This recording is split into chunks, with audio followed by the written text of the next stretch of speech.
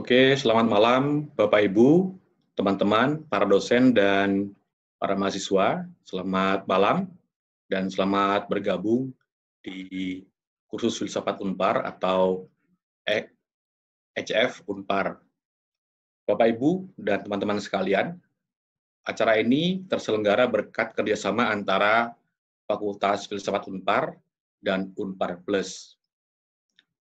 Bapak Ibu dan teman-teman perlu juga tahu bahwa mengapa kita berkumpul pada malam hari ini. Utamanya adalah bagaimana kita bereaksi, merespon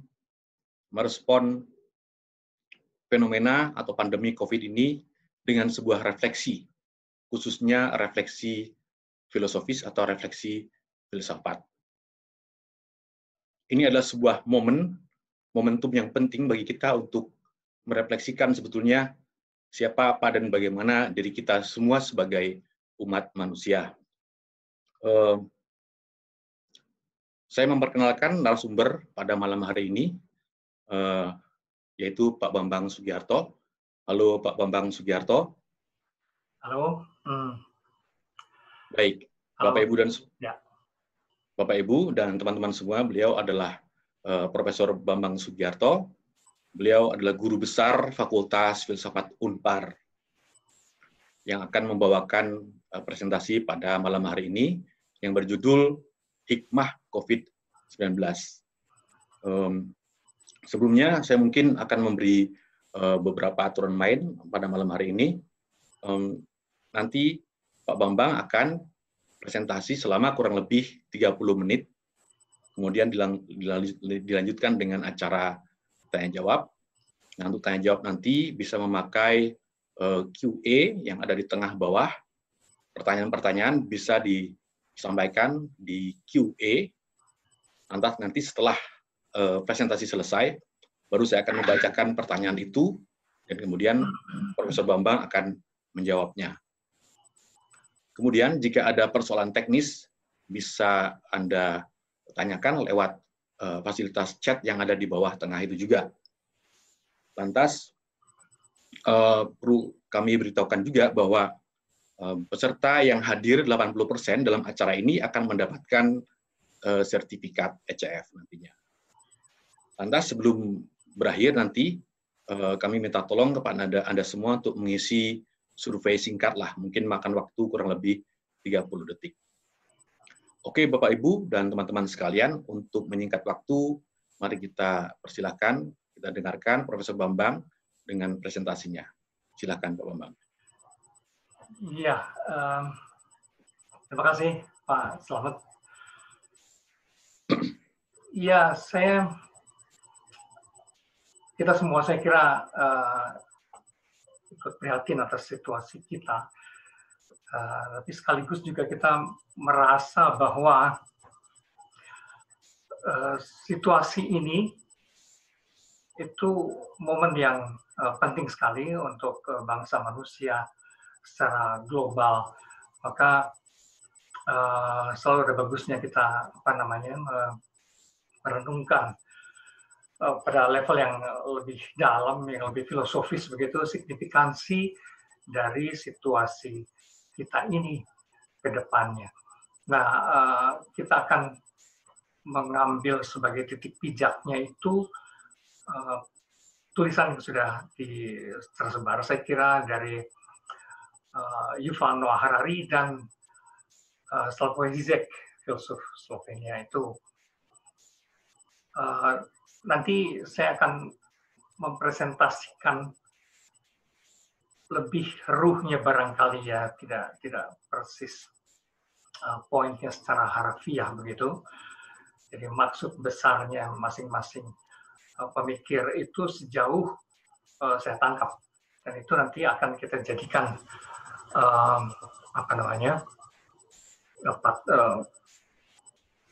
titik pijak untuk perenungan kita selanjutnya gitu.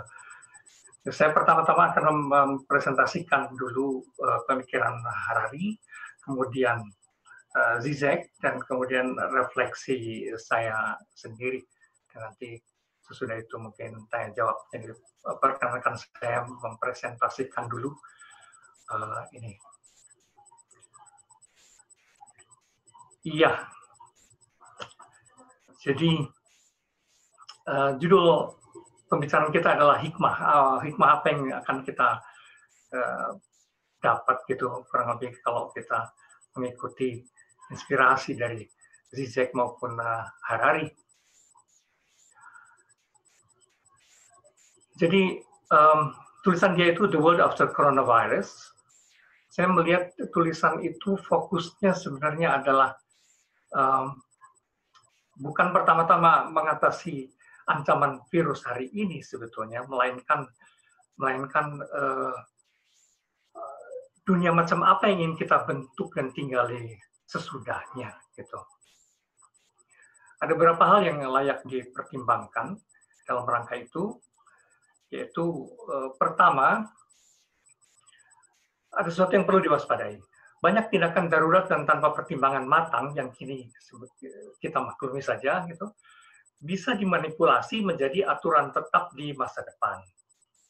Khususnya tindakan pengawasan terhadap masyarakat oleh penguasa. Dan itu saya kira memang perlu diwaspadai karena kelak penguasa bisa menggunakan segala tindakan yang sebetulnya darurat ini ya untuk seterusnya gitu, seakan-akan menjadi dilegitimasi gitu ya. Yang kedua, bila kita dihadapkan pada pilihan antara pengawasan totaliter dan pemberdayaan warga, sebaiknya kita memilih pemberdayaan warga, katanya. Dengan catatan berikut. Warga tetap perlu mempercayai dalam arti trust, sains, otoritas publik, dan media. Ya saya kira itu jelas, karena memang nanti akan kita lihat bahwa dalam situasi seperti ini, yang memegang peranan utama itu memang sains ya,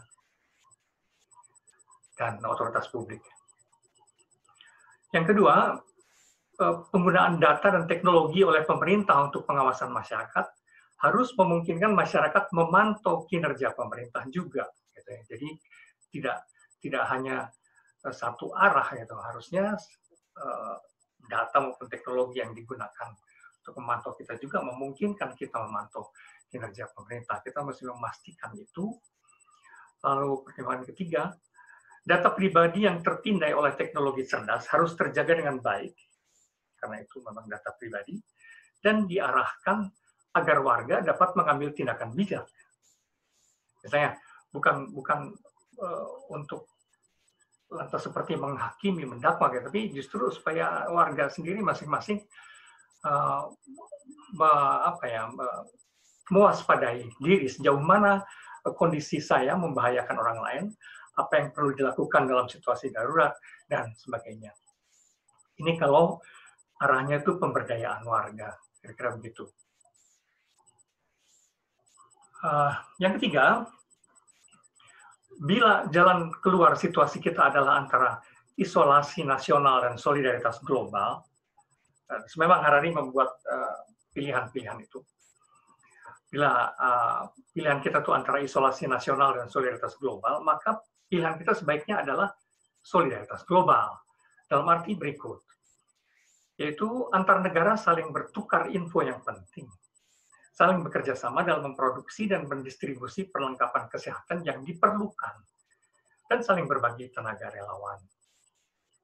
Yang kedua, bila dalam keadaan darurat perang, industri-industri pokok bisa dinasionalisasi, maka dalam upaya melawan musuh bersama ini, jalur-jalur produksi krusial perlu dihumanisasi, dalam arti diabdikan bagi kepentingan kemanusiaan bersama.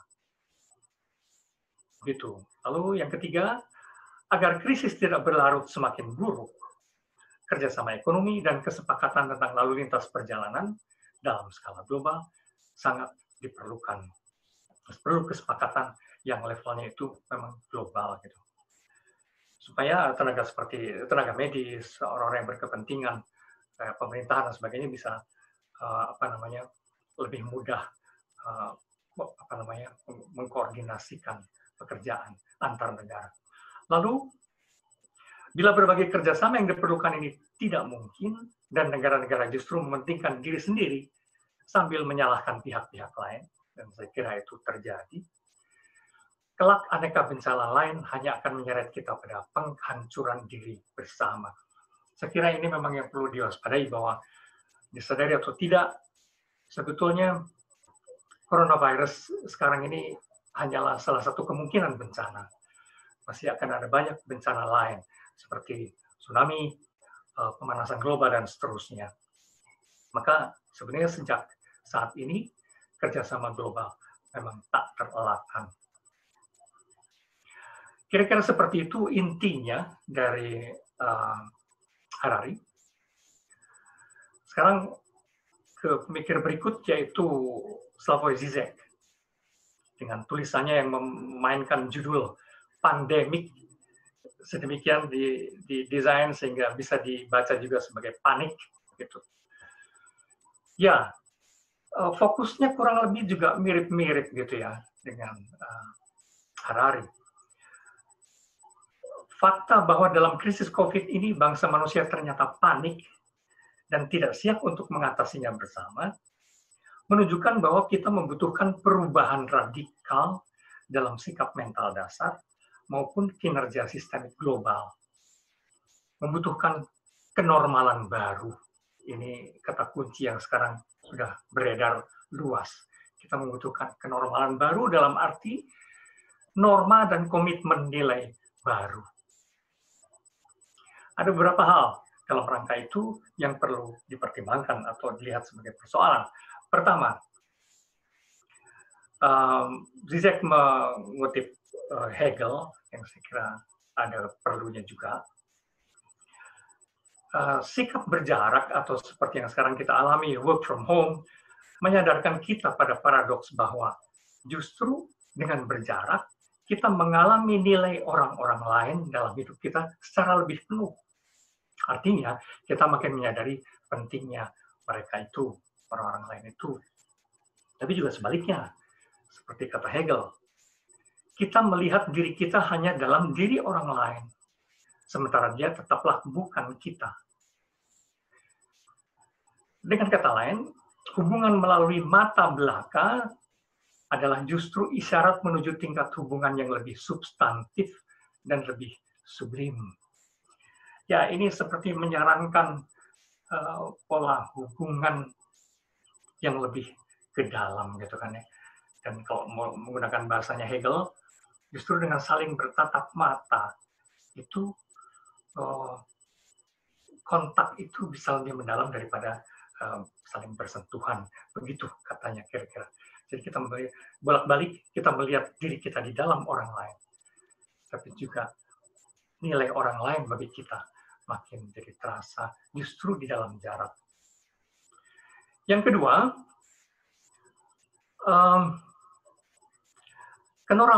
kenormalan baru itu hanya bisa terbangun di atas puing-puing kenormalan lama. Saya memberi tekanan puing-puing itu karena Zizek sepertinya memang menekankan itu. Artinya, pola lama perlu dibongkar dulu. Sebab kita menghadapi banyak paradoks dalam hal ini, dalam hal mentalitas kita, situasi kita hari-hari ini. Yang pertama adalah ketika virus corona dimaknai lebih dalam,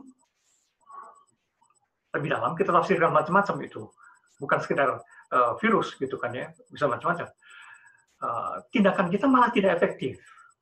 Kita hanya terus-menerus mencurigai pihak lain sambil mengobarkan teori-teori konspirasi. Alih-alih melihatnya sebagai simptom alamiah konkret yang perlu dihadapi bersama. Dan saya sempat mengikuti itu segala video yang memperlihatkan kemungkinan teori konspirasi. Itu bisa konspirasi kaum Illuminati dan sangat meyakinkan sekali katanya begitu. Tapi juga bisa ada video lain yang melukiskan bahwa ini konspirasi China sendiri. Nah, itu juga meyakinkan. Ada yang bilang ini konspirasi Amerika sebenarnya, itu juga sama meyakinkannya, dan seterusnya.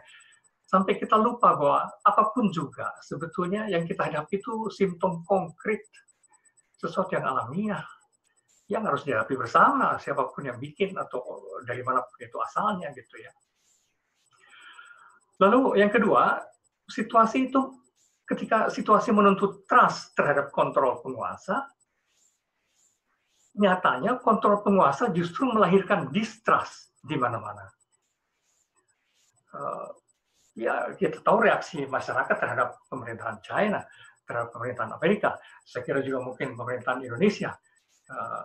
Justru segala tindakan malah menimbulkan kecurigaan. Ini kan jadi sebenarnya paradoks-paradoks yang real dan mesti dihadapi.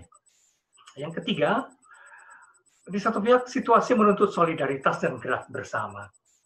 Tapi yang muncul malahan insting survival egoistik masing-masing untuk melindungi kelompok sendiri. Ya, ini juga tragis gitu. Dan justru yang viral sikap seperti ini gitu. Oke, dari situ paradoks-paradoks yang agaknya dianggap oleh Zizek memang perlu diatasi. Itu harus menjadi puing-puing, perlu dibongkar dulu gitu kan, perlu dibongkar dulu sikap-sikap seperti ini. Poin berikutnya adalah manusia dari zaman ke zaman sebenarnya sudah selalu terinfeksi. Ya, ini tentu dalam artian metaforik gitu. Terinfeksi oleh berbagai jenis virus. Dan itu bisa virus macam-macam. Kalau versinya Richard Dawkins ini, yang kita tahu katanya manusia sudah selalu terinfeksi virus ruh katanya gitu ya, virus ruh yang mengkolonisasi tubuh, khususnya dalam hidup beragama gitu kan ya, bagaimana tubuh dikolonisasi, terinfeksi oleh simptom yang tidak disukai oleh Dawkins, yaitu spirit ruh, dan Dawkins memang tidak terlalu percaya pada fenomena spirit itu. Tapi juga virus budaya, kata Daniel Dennett atau Dawkins juga, yang dalam istilah Dawkins disebutnya mem. Mem itu apa namanya, DNA kebudayaan, hal-hal dalam kebudayaan yang dianggap penting gitu. Banyak di situ, antara lain agama, kesukuan dan sebagainya, itu sudah juga menghinggapi pikiran manusia sedemikian, menginfeksi pikiran manusia. Juga virus bahasa, kata Leo Tolstoy, virus bahasa yang mengerangkeng persepsi kita. Mau tidak mau, persepsi kita itu sudah selalu dikerangkeng oleh kebahasaan kita, dan itu membuat kita juga menjadi ribet dengan urusan bahasa, label, penamaan, dan sebagainya itu. Tapi kalau menurut Zizek sendiri, kita juga terinfeksi oleh virus ideologi yang meracuni kita dengan hoax, fake news, hate speech, dan sebagainya yang kita alami, khususnya di medsos hari-hari ini. Jadi bermacam ideologi menyebabkan kita juga segala sikap kita sangat terinfeksi gitu ya, dan lantas tidak netral lagi juga gitu. Nah, infeksi seringkali memang tak terelakkan. Kalau kata Leo Tolstoy, yang penting tuh infeksi baik atau infeksi buruk gitu. Bagi Zizek sendiri, yang baik adalah bahwa kita kini sama-sama terinfeksi oleh kesadaran bahwa kita memang perlu perubahan radikal dan global. Seandainya mind kita itu terinfeksi oleh kesadaran bersama seperti ini, ya itu sih bagus aja, kata Zizek. Lalu poin yang keempat, dalam rangka kenormalan baru ini, ya kita selalu menghadapi kecenderungan yang gawat, yaitu barbarisme brutal dan primitif, kata Zizek gitu ya. Yang diperlukan bukanlah barbarisme brutal dan primitif yang menganggap situasi saat ini sebagai peluang bagus untuk survival of the fittest, atau untuk manusia beradaptasi, mengurangi jumlah penduduk sedemikian, yang tua-tua maupun yang lemah dihilangkan saja, supaya spesies manusia yang kuat saja yang bisa bertahan hidup dan sebagainya. Itu sikap seperti itu kalau menurut Zizek itu brutal dan primitif. Menurut saya ya mungkin iya juga sih ya. Tapi juga bukan pula barbarisme dengan wajah manusiawi, barbarism with human face gitu kan ya, yang melakukan kekerasan tapi dengan penuh penyesalan dan simpati gitu kan ya. dengan segala maaf gitu kan ya, karena kondisinya seperti ini saya harus membasmi Anda gitu. Itu kekerasan yang sok manusiawi, tapi ya tetap saja sebenarnya barbarisme. Dan celakanya ini bisa menarik karena dilegitimasi oleh para ahli, para virolog dan para segala ahli yang melegitimasi bahwa manusia-manusia jenis tertentu memang perlu dibasmi. Nah, bukan itu yang dibutuhkan, itu bukan barbarisme brutal dan primitif, bukan barbarisme dengan wajah manusiawi. Yang diperlukan adalah solidaritas dan koordinasi global, kata Zizek, yang bekerja dengan prinsip-prinsip seperti ini, kira-kira kalau saya sarikan dari berbagai halaman itu. Ada prinsip-prinsip menarik. Pertama, bantu tanpa syarat siapapun yang terlemah dan membutuhkan bantuan. Itu kalau menurut Zizek ya. Lalu, kedua, perluas penggunaan nalar di forum-forum publik. Justru karena tadi kita sudah lihat aneka paradoks yang beredar di publik yang seringkali menjadi sangat konyol dan tidak cukup rasional, dalam arti tidak proporsional gitu ya.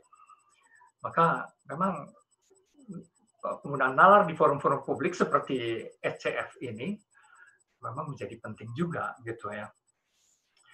Ketiga, amplifikasikan kesadaran umum yang sudah mulai berkembang bahwa perang adalah kekonyolan tak bermakna.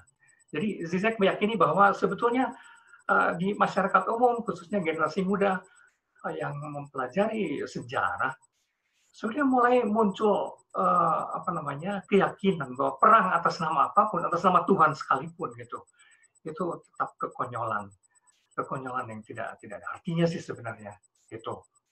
Nah, kalau memang ini sudah berkembang, itu perlu diamplifikasi, dalam arti diperbesar gelombangnya, diperluas infeksinya, kalau tadi kita pakai istilah infeksi. Begitu. Yang keempat, COVID bukan musuh yang harus diperangi. Maka kalau menurut Zizek, istilah perang itu rada mengecoh gitu kan ya. Seakan-akan itu musuh, seperti seorang yang kita lantas berada dalam darurat perang, itu tidak nyaman kalau Zizek.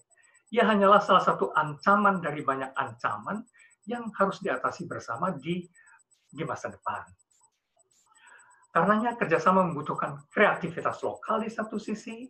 Siapapun yang bisa, misalnya dalam kasus sekarang ini, siapapun yang bisa menemukan vaksin dan segala peralatan yang dibutuhkan untuk mengatasi problem virus, ya itu harus diperbesar skalanya, tapi juga koordinasi global. Jadi kreativitas lokal dan koordinasi global itu menjadi kata kunci yang menjadi sangat penting hari ini.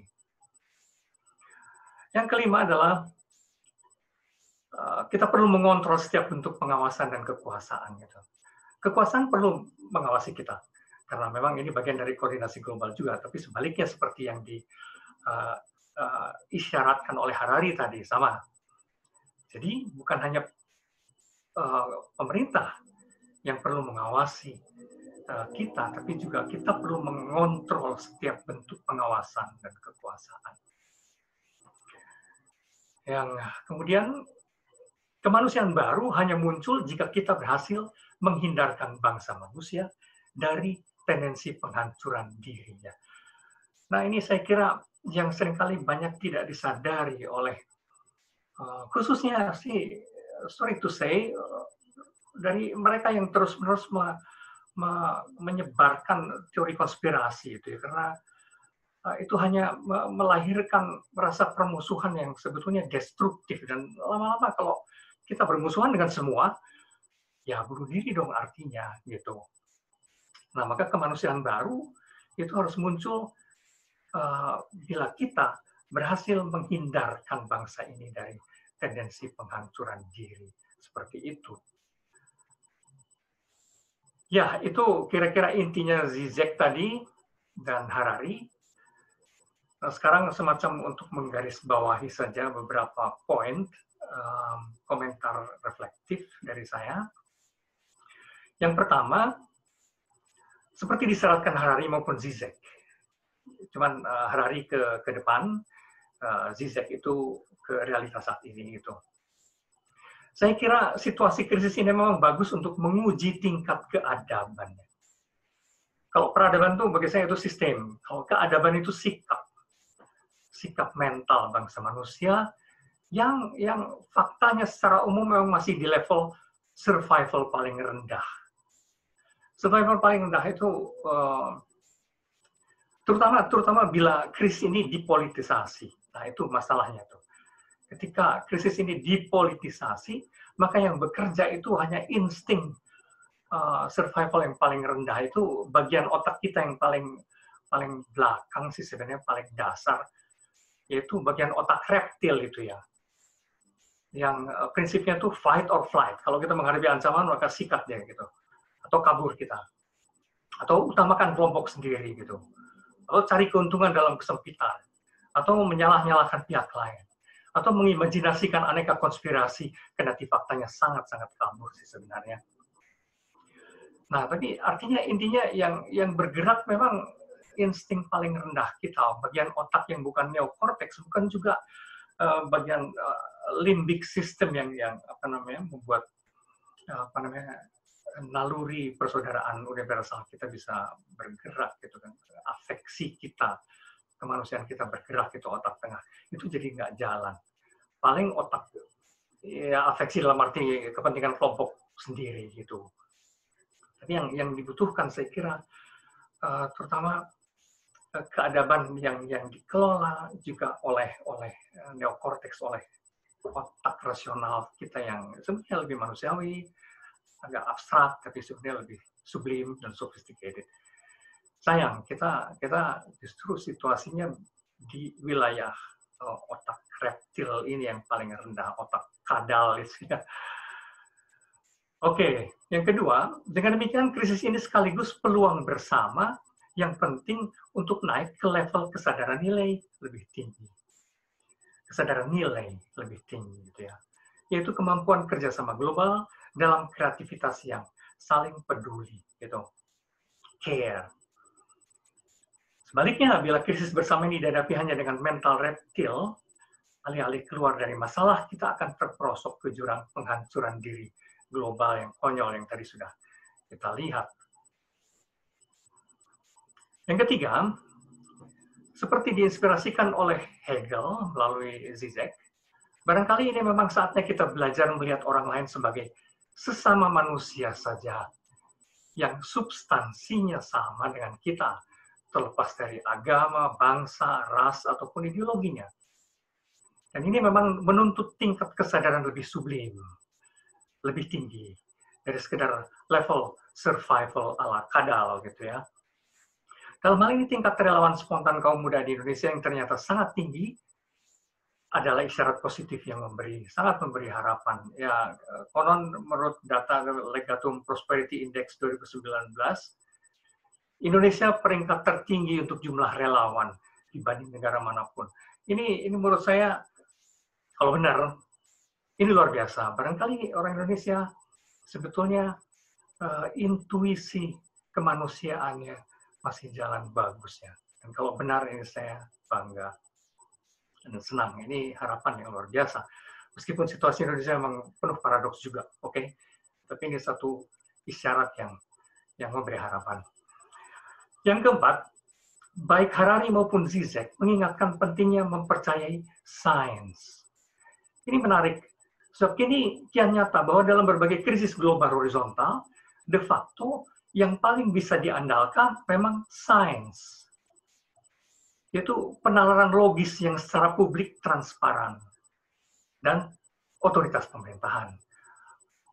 Maaf, bukan agama, bukan ideologi, bukan pula ras atau bangsa. Di Indonesia saya kira ini sangatlah penting karena kebalikan dari fenomen relawan yang sangat tinggi tadi kita, antusiasme beragama plus prasangka ideologis dan rasis masih terlalu sering juga membutakan kita. Hingga banyak hal menjadi kacau balau dan kontraproduktif. Terutama kalau ini dibumbui kepentingan-kepentingan politik yang nekat sekali dan serakah. Saya kira ini sungguh berbahaya. Pada level itu, sains yang sekarang dengan aneka upaya keras mencoba mencari berbagai jalan keluar dari simptom yang di satu sisi alamiah ini, saya kira memang perlu diperhatikan gitu kan ya.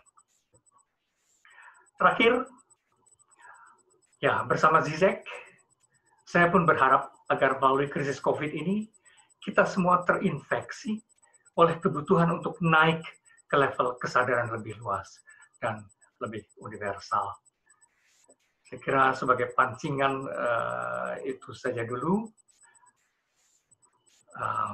dan silakan kalau ada reaksi nanti.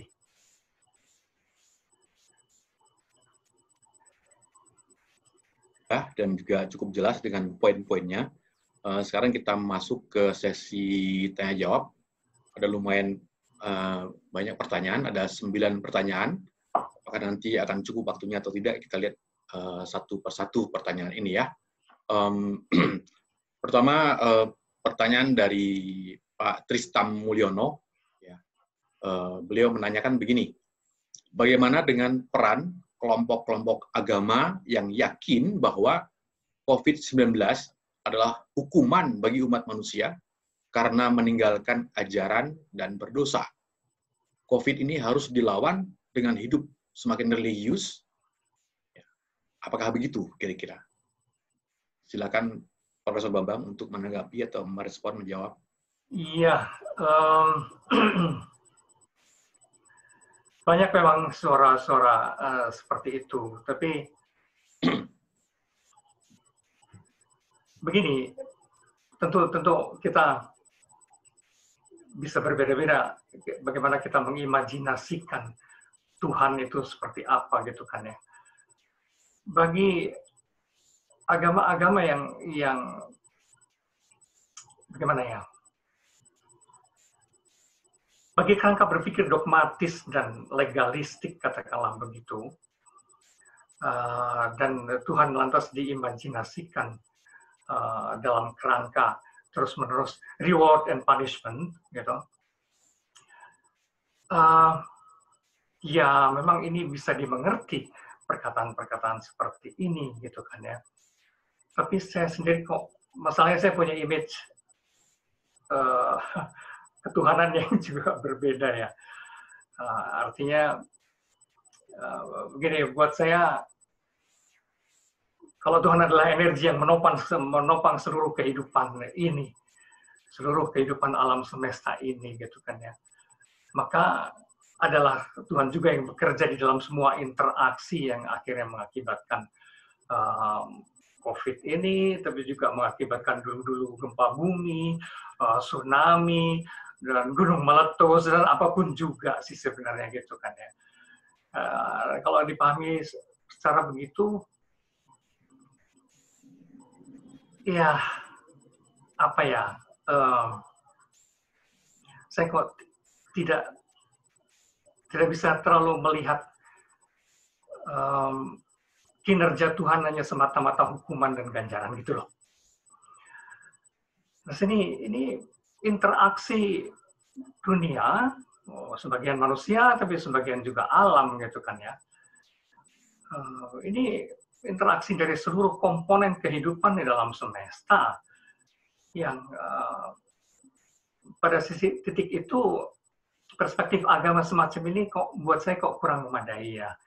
Lagi-lagi perspektif sains yang lebih melihat realitasnya seperti apa, penyebab bencana ini apa dan sebagainya itu menurut saya lebih masuk akal gitu kan ya. Terus pendeknya jawaban saya kepada Mas Tristam,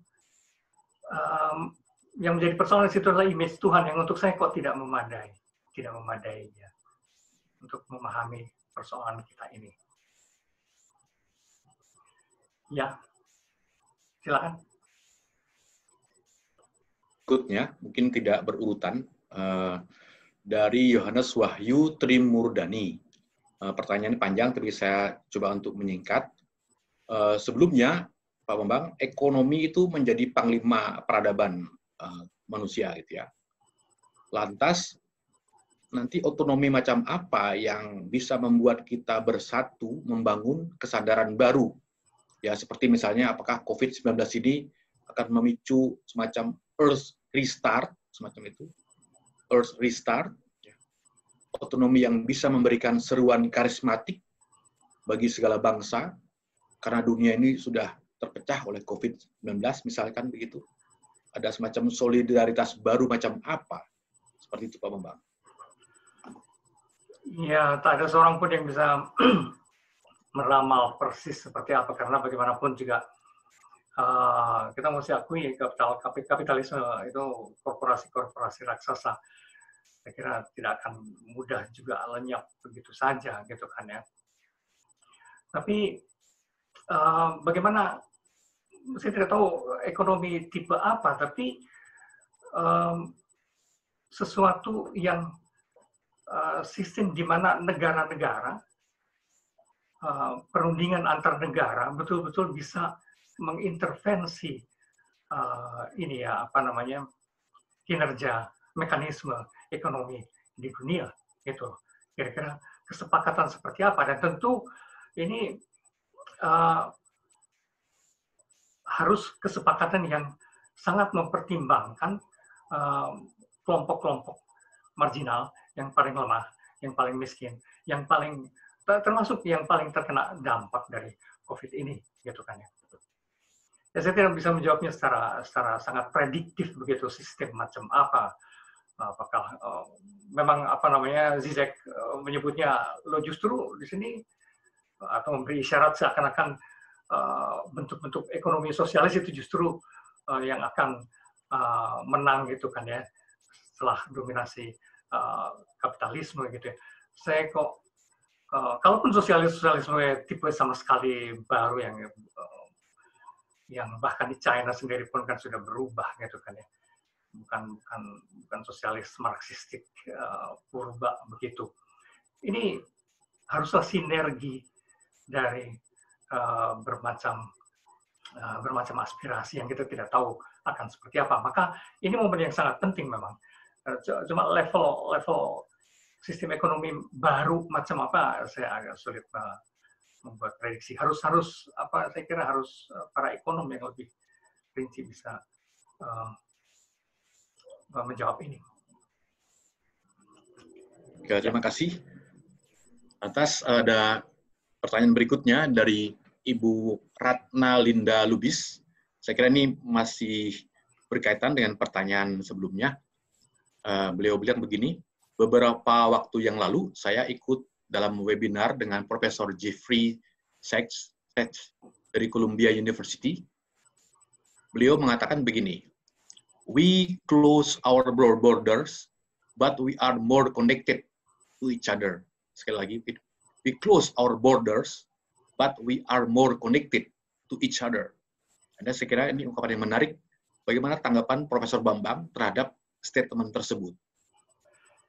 Ya, ini sama dengan paradoks yang tadi disentil oleh Zizek maupun Hegel, gitu kan ya. Justru ketika kita berjarak, gitu kan, ketika kita berjarak sebetulnya harusnya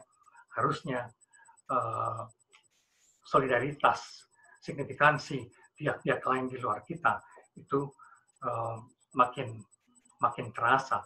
Ya, ini paradoks memang, gitu kan ya.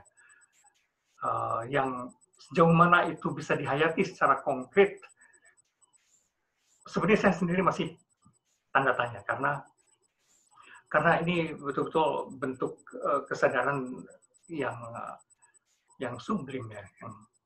Kalau secara fisik bukalah border, gitu, segala border, maka kita semua menyatu, gitu kan ya. Sebetulnya misalnya kasus imigran temporary dari Suriah yang memberondong Eropa, gitu kan ya. Dalam hari itu border dibuka, gitu. Tapi kan memang juga tidak mudah. Krisis yang terjadi di Eropa ternyata betul-betul memaksa mereka yang di Eropa untuk berpikir kembali mengenai orang lain itu sesungguhnya siapa, gitu. Jadi saya tidak sangat idealistik dalam hal ini, karena konsekuensinya juga cukup serius. Tapi secara teoritis yang menarik adalah ketika kalau border ditutup itu artinya pengakuan otonomi gitu ya, simboliknya kurang lebih. Otonomi lokal itu memang tetap perlu dihargai. Dalam hal itu ketertutupan. Tapi bahwa kita bisa saling poin yang kemudian adalah apa yang bisa kita sumbangkan bagi kesejahteraan manusia pada level global. Nah, itu kan soal idea dan soal etikat baik kita. Terus menutup secara fisik tidak apa-apa kalau itu artinya bahwa kita menghargai otonomi setiap negara, lokal, regional gitu. Tapi ide lewat perundingan-perundingan ya tentu saja bisa makin membuat kita merasa connected. Jadi kuncinya sebetulnya adalah kerjasama, bukan soal buka tutup batas ya. Baik, terima kasih. Ya, terima kasih. Berikutnya mungkin ada yang masih penasaran dengan bentuk solidaritas baru atau kenormalan baru di masa depan gitu. Jadi ini ada pertanyaan dari Undi Gunawan. Dia bilang, saya bersama rekan yang lain berkesempatan membahas buku Zizek. Ya, pertanyaan untuk Profesor Bambang. Dalam paparannya, beliau tampak agak enggan atau sungkan mengungkap pendapat Zizek tentang komunisme baru. Macam itu. Apakah ada semacam solidaritas baru yang ya lebih dekat atau wujudnya itu seperti atau ditafsirkan seperti komunisme baru atau semacam itu? Apa pendapat Profesor Bambang dengan istilah ini? Iya, saya memang sengaja menghindarkan dari label-label itu karena apalagi di Indonesia ya, ketika orang masih sangat nyinyir terhadap semua label-label formal gitu kan ya. Saya khawatir justru substansi idenya malah tidak tertangkap gitu kan ya. Tapi ya benar Zizek itu menggunakan banyak istilah itu ya dia menyebut gagasan dia ini disaster communism, terus apalagi ya sebentar saya mesti lihat ada beberapa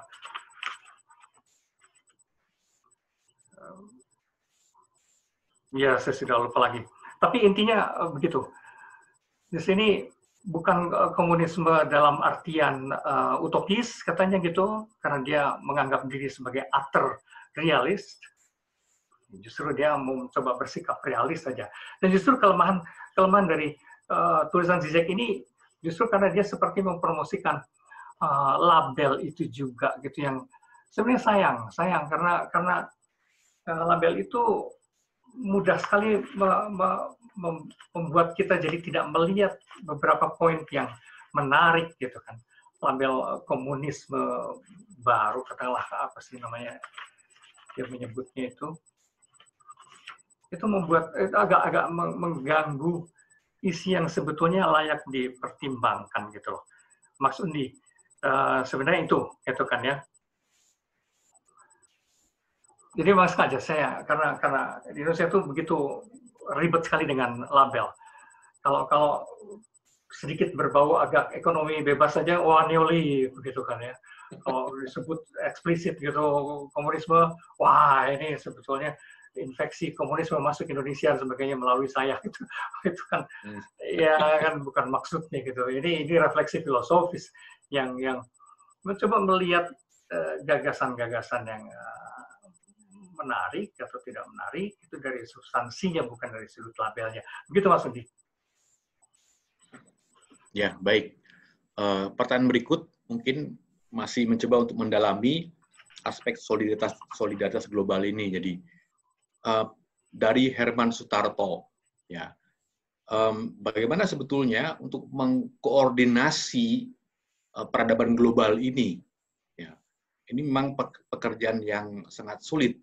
Karena setiap bangsa masih katakan saja diliputi oleh kepicikan lokal maupun nasional yang selalu melihat ke dalam, ke kelompok masing-masing, atau egoisme kelompok semacam itu. Padahal COVID ini menantang kita semua untuk berkoordinasi secara global. Nah, ini tingkat kesulitannya sejauh mana, kurang lebih begitu Pak Bambang? Iya, Zizek itu memberi contoh yang saya sendiri ragu, apa namanya, lembaga-lembaga dari PBB seperti WHO dan sebagainya itu katanya harusnya punya kewenangan untuk mengintervensi mengintervensi ke negara-negara. Saya tidak tahu karena justru teori-teori konspirasi justru langsung sudah menghantam WHO gitu kan ya. Memang yang menyulitkan ini segala bentuk teori konspirasi sebetulnya yang mengganjal untuk kerjasama karena yang muncul adalah kecurigaan gitu kan ya. Saya tidak tahu kalau secara idealnya, secara filosofis sebetulnya harusnya penderitaan itu, solidaritas atas penderitaan harusnya agak lebih memudahkan dan memudarkan kecurigaan gitu kan ya. Dan ini yang mestinya apa namanya mendorong kerjasama pada level global gitu. Hanya saya sebetulnya juga pengen bertanya ke orang-orang di hubungan internasional, di politik luar negeri dan sebagainya gitu ya. Sebetulnya level yang realistis kalau situasinya agak carut-marut dan penuh ironi seperti ini tuh, bagaimana ya model kerjasama seperti itu? Apakah WHO masih kita bisa andalkan dan lembaga-lembaga lain dari PBB misalnya? Atau harus kerjasama pada level regional dulu atau bagaimana? Saya tidak cukup terinformasi di wilayah politik luar negeri seperti ini. Ya. Oke, baik. Pertanyaan berikutnya masih soal agama. Jadi dari Kim Sekian, kita ini diminta percaya pada sains tadi, Zizek bilang. Padahal masyarakat kita masih pada level percaya agama. Jadi apakah iman agama itu tidak ada peran sama sekali, Prof? Loh, ada. Kalau lihat sejarah sebetulnya sains ini justru berkembang dari inisiatif sebagian ya, sebagian cukup besar. Artinya sains modern itu tidak akan muncul kalau dulu-dulunya tidak dikembangkan baik oleh oleh para pemikir Islam di abad keemasannya gitu ya, abad 7 sampai 13 gitu, atau lebih abad 9 sampai 13, tapi juga yang lebih tua oleh biara-biara Kristiani yang de facto mereka yang membangun universitas dan melakukan percobaan-percobaan gitu ya. Dulu-dulu itu biara-biara Kristiani pun itu menjadi semacam laboratorium awal gitu untuk perkembangan sains. Tanpa kedua jalur agamis ini, Kristiani maupun Islam, sains modern saya kira tidak berkembang seperti ini juga gitu. Meskipun di kemudian hari memang ketika sains menjadi semakin otonom, ya seperti bertabrakan justru dengan agama karena memang perspektif sains yang materialistik bagaimanapun serba keterukuran dan sebagainya itu de facto sudah membawa kecenderungan bahkan yang cenderung ateistik begitu kan ya. Seberapa masih penting sebetulnya iman dan sebagainya? Sebenarnya kalau lihat sains dalam arti yang lebih mutakhir katakanlah, yang lebih terbuka, kalau pakai istilah siapa namanya Ken Wilber itu broad science atau seperti juga deep religion, deep science katakanlah begitu. Sebetulnya tentu saja ada, dan saya lebih percaya pada itu sebenarnya gitu kan, bahwa ketika semuanya ini dilihat misalnya sebagai interaksi energi, maka energi imani, kepercayaan dan sebagainya itu sebetulnya harusnya merupakan daya dorong yang menarik. Masalahnya begini, nah ini juga saya kira perlu perubahan ya. Ini juga momentum yang bagus untuk perubahan. Kepercayaan itu kan ada kalau dalam bahasa Inggris tuh ada belief dan ada trust gitu kan ya. Sayangnya agama-agama tuh levelnya masih percaya dalam artian believe in something, dalam arti dogmatis gitu. Percaya bahwa bla bla bla, lantas urusannya dogma, lantas di luar dogma itu semua salah.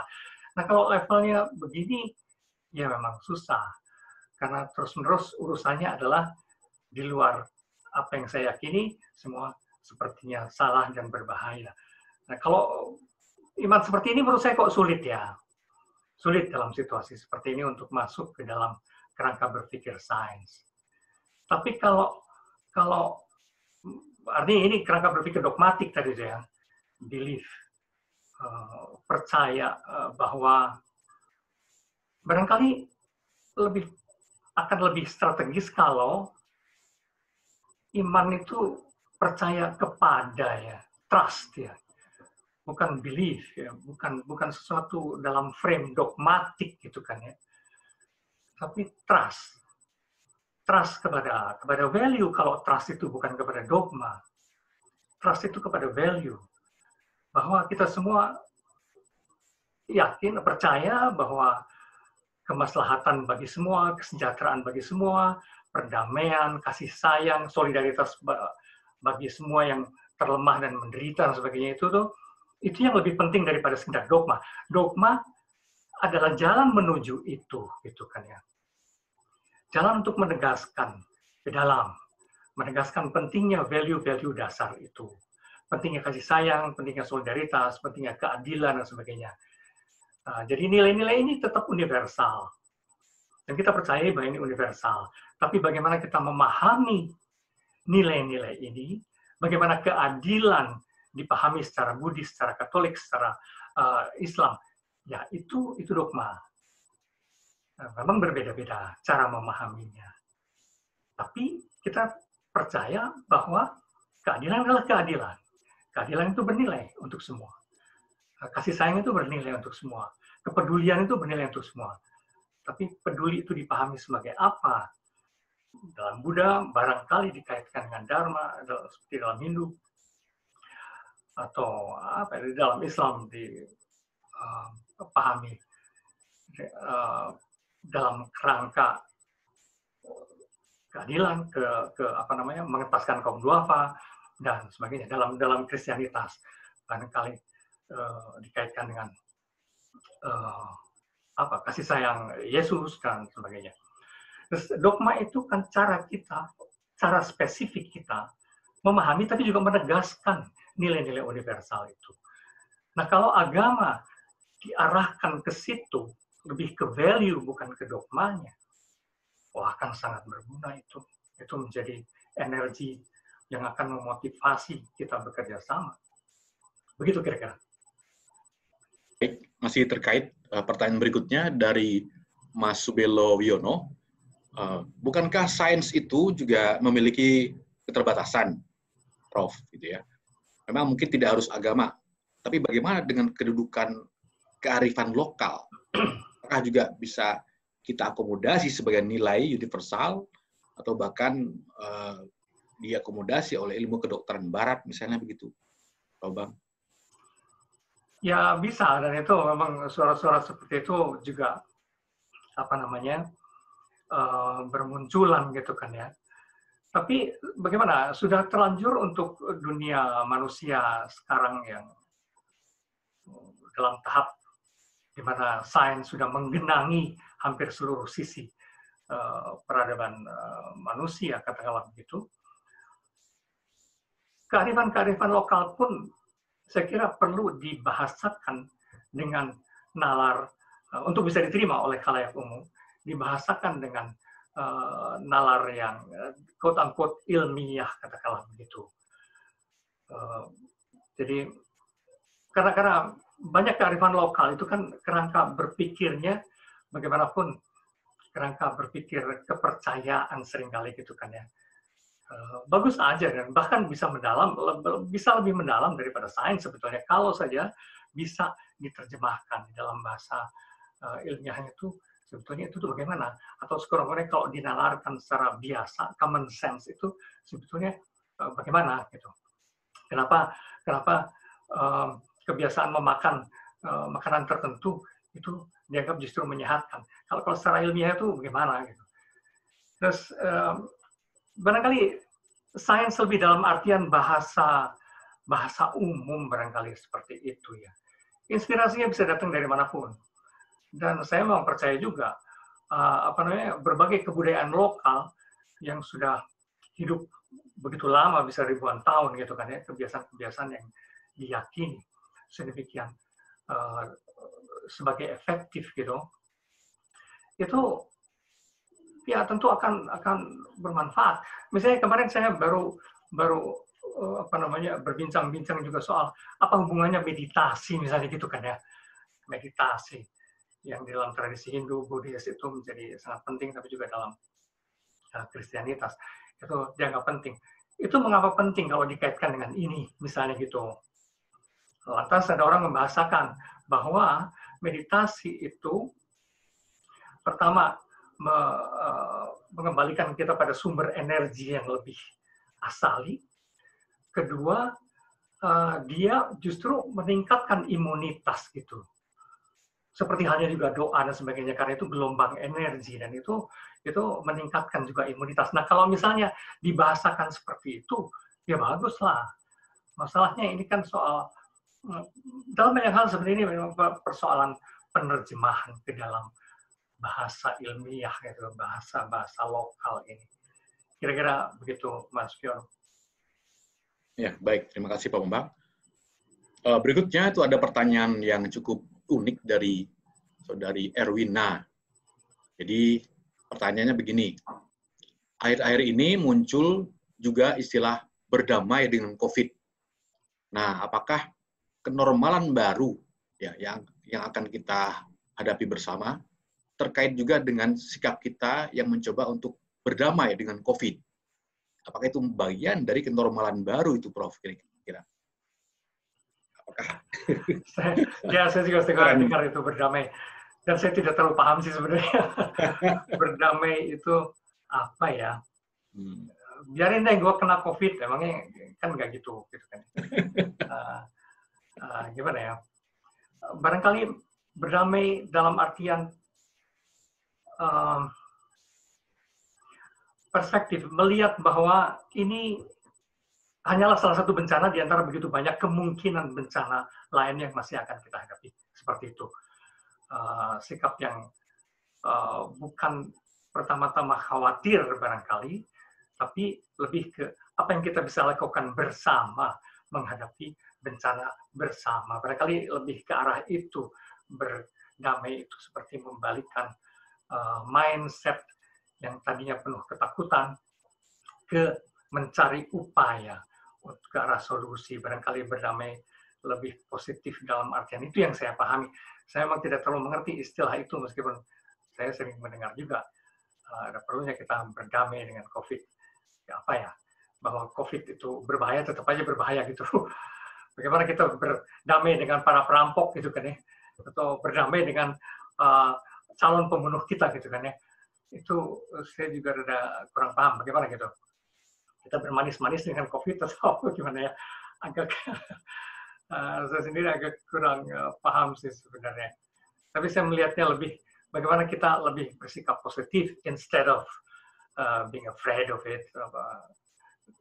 Gitulah kira-kira. Lebih tekanannya pada apa yang sebenarnya bisa kita lakukan bersama gitu. Di sini saya dalam beberapa hal memang agak sulit menjawab karena membutuhkan level kesadaran dan mindset yang baru ya. Gitu kira-kira, dan kita belum tahu arahnya prosesnya kemana gitu, selain apa, belajar lebih solider, berupaya lebih kreatif bersama-sama gitu. Barangkali berdamai seperti itu. Oke, mungkin masih ada 2 pertanyaan singkat lagi, boleh Pak Prof? Ya, oke. Oke. dari Hendro Joshua.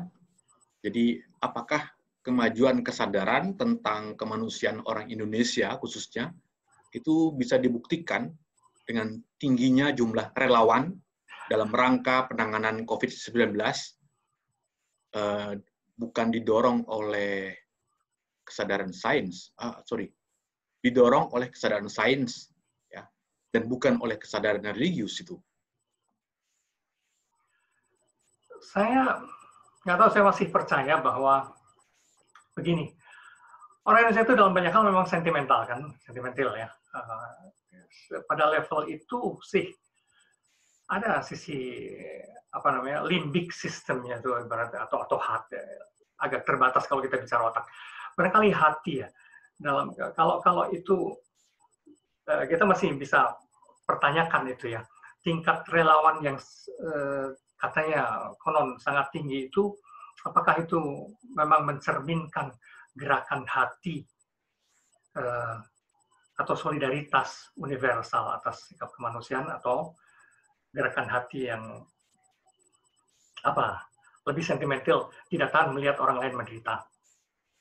Barangkali sebagai awal juga ya, tidak apa-apa seperti itu gitu.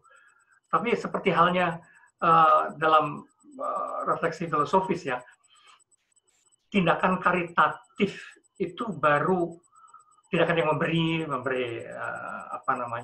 sedekah, memberi apalah gitu. Itu kan dalam rangka solidaritas dan kasih sayang, itu baru tindakan awal gitu kan ya. Kalau dalam tindakan yang lebih jauh sebetulnya adalah yang lebih sistematik, bagaimana kita mengentaskan betul orang-orang itu, memberdayakan betul para korban itu dan sebagainya. Itu tindakan yang lebih jauh dari sekedar karitatif, memberi, atau dari sekedar rasa iba gitu kan ya. Itu awal yang bagus. Maka memang kita perlu melihat juga lebih jauh. Misalnya, selain tingkat relawan yang tinggi itu, seberapa bersungguh-sungguh dan kreatif para ilmuwan-ilmuwan kita mencoba berupaya melahirkan vaksin, peralatan baru, apapun, melakukan eksperimen-eksperimen untuk mengatasi bahaya ini. Kalau ternyata itu pun cukup tinggi, dan saya melihat memang juga beramai-ramai sih, universitas-universitas mulai melakukan sesuatu yang cukup signifikan. Dan saya sebenarnya senang juga melihat itu.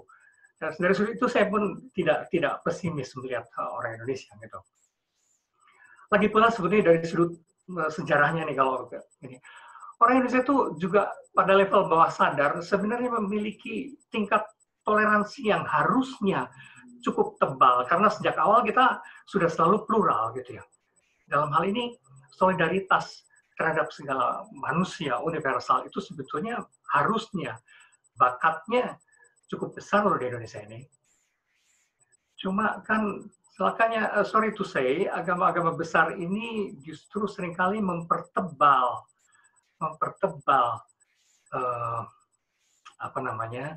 sense of belonging yang agak sempit ke kelompok sendiri, ke agama sendiri, ke suku sendiri, ras, sebagainya gitu. Sayang sebetulnya gitu. Jadi kalau pada bakat kulturalnya, karena mental kultural, saya kok masih yakin ya, sekarangnya pada level bawah sadar, spontanitas orang Indonesia harusnya masih sangat bisa diharapkan.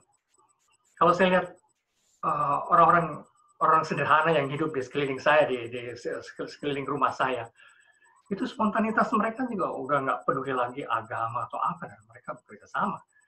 Dan sangat sadar, ini orang sederhana sebenarnya gitu kan ya. Nah ini pada level mental kultural.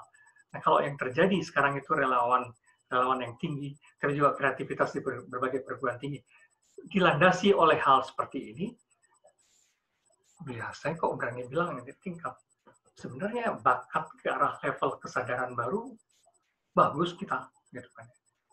Yang sering meracuni kan agama-agama sebagai institusi kan. Itu sih. Ya. Baik, ya, pertanyaan terakhir mungkin Harari dan Zizek, pertanyaan dari Michael Carlos itu. Harari dan Zizek itu sebetulnya sependapat dengan Auguste Comte yang bilang bahwa sains itu adalah tahap evolusi tertinggi dari kesadaran manusia. Bagaimana Pak Bambang mengomentari hal ini, level yang tertinggi, karena itu mungkin bisa diharapkan sebagai jalan keluar untuk mengatasi berbagai macam persoalan, termasuk juga disease atau penyakit menular semacam ini, misalnya begitu. Ya, saya kira kita mesti membedakan level praktis dan level ideologis, gitu kan ya. Kalau saya kok melihat Harari memang ada kesan ke arah itu, mungkin Zizek juga ada sih bau-bau ke arah itu, tapi lepas dari bau-bau ideologis positivisme yang menganggap bahwa sains adalah tahapan paling tinggi, yang saya tidak percayai itu, gitu. Karena kita bisa membalikan juga. Jadi Comte itu kan bilang bahwa tahap peradaban yang paling primitif itu tahap teologis, gitu kan ya, tahap teologis gitu ya, segala hal diselesaikan berdasarkan kitab suci, gitu kan. Terus tahap yang berikutnya tahap metafisik, segala hal diselesaikan menurut nalar filosofis kayak gitu. Dan tahap tertinggi adalah ketika segala persoalan diselesaikan berdasarkan nalar empirik dan dengan bukti dan terukur dan rasional dan sebagainya, ala sains. Itu menurut Comte. Tapi anggapan ini buat saya itu anggapan ideologis, karena bahwa kita percaya sains itu selalu mencoba dengan jatuh bangun untuk mencari duduk perkaranya secara seobjektif mungkin, gitu kan ya, dengan aneka kesalahan, dengan aneka percobaan, dan mengumpulkan dengan kehati-hatian mengumpulkan segala bukti dan sebagainya. Itu pada level bukan ideologis, pada level praktis, ini tetap yang kita bisa pegang bersama dalam situasi krisis seperti ini, gitu kan ya. Kalaupun saya bersimpati pada Harari dan Zizek, hanya pada level praktis ini, tidak pada level ideologis. Karena kalau pada level ideologis, saya bisa bilang, sains itu sangat terikat pada level material dan terukur, dan sangat matematis dalam hal itu, gitu kan ya. Dan itu sangat terbatas juga. Itu bahkan bisa kita bilang itu level paling rendah sebenarnya. Bisa juga kita bilang begitu. Tahap yang lebih tinggi sebenarnya adalah tahap metafisik, tahap dalam arti filosofis, karena itu abstraksi tingkat 2 yang menggunakan nalar yang sebenarnya lebih tinggi. Dan tahap yang lebih tinggi lagi sebenarnya tahap teologis, bisa juga begitu. Artinya dibalik gitu kalau pada level ideologis. Justru agama-agama itu menuntut kesadaran tingkat yang jauh lebih tinggi daripada sekedar level material, empirik, dan terukur. Kan kita bisa membalikan seperti itu kalau pada level ideologis. Jadi tidak, kalau level ideologis saya tidak terlalu ke arah mereka, tapi bahwa pegangan praktis kita kurang lebih ya masih bisa dan terbukti juga. Sains dalam banyak hal memang harus bekerja mencari seobjektif mungkin, seterukur mungkin, sebagainya. Saya kira itu etos yang tetap penting. Terus kita mesti membedakan tidak sisi ideologis dan sisi praktis, gitu kan ya. Sains akan selalu begitu, tapi tidak segala yang dilakukan sains lantas identik dengan ideologi positivistik, gitu kan ya. Itu saya kira kita juga mesti memilah. Ya, terima kasih. Saya kira itu. Ya. Baik, Profesor Bambang Sugiarto, terima kasih atas presentasinya yang menarik dan sangat inspiratif pada malam hari ini. Kami mohon maaf kepada para penanya, mungkin tidak semua pertanyaan kami pilih untuk dijawab gitu, karena terbatasnya waktu juga. Nah, Bapak Ibu dan teman-teman, saya tidak mengambil sebuah kesimpulan besar, tapi mungkin sedikit highlight lah bahwa mari kita semua mengembangkan solidaritas kemanusiaan, apapun bentuknya. Kita coba untuk melihat manusia sebagai sesama, sebagai spesies semacam itu, sehingga kenormalan baru itu betul-betul makin hari membentuk kemanusiaan yang semakin universal dan semakin konkret. Dan kita harapkan semoga kemanusiaan ini kemanusiaan yang positif tanpa memakai istilah ideologi yang katakan saja banyak menimbulkan persoalan atau mencurigakan semacam itu.